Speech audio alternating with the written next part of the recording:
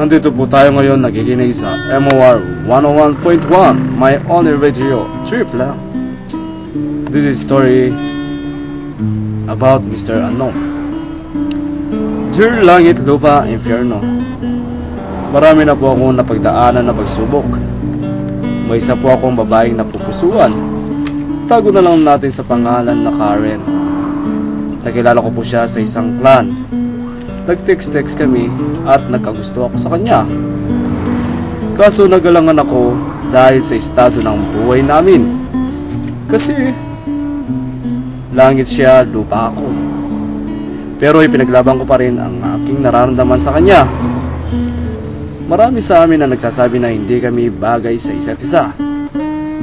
Pero alam ko sa sarili ko na puso lang ang kayang magsalita ng nararamdaman ko sa kanya. Dahil sa paghanga ko sa kanya, lagi ko na siyang tinetext. Minsan kahit wala na akong pang-load, gumagawa ko ng paraan para may text ko lang sa kanya ang salitang good AM, good afternoon, musta, kumain ka na ba, and what you doing. Minsan nagkalakas na ako ng loob para sabihin ko sa kanya na mahal ko siya. Lagi ko na siyang nakakakwentuhan sa aming tambayan. Di ko alam kung bakit ang damdamin ko ay sobrang napalapit sa kanya. Minsan, isang araw, nabigla na lang ako.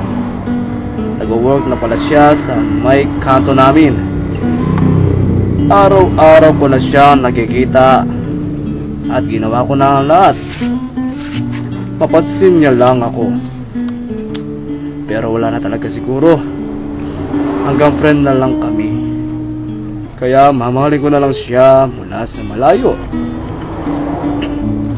Ang advice ko lang sa iyo, Mr. Unknown, huwag kang mawawalan ng pag-asa at patatagin mo ang iyong sarili kasama ng iyong mga kaibigan na sina Apollo, Staffer, Shiva, Mr. Cute, Lucifer. Ayan, alam mo kung sino ka. And Hades, huwag ka sanang maging manhid. At sana ang iyong bisyon sa pagsusugal alisin mo na. Dahil walang may dudulot na kabutihan para sa sarili yan. Maraming salamat po sa Sanders sa ngayong gabi.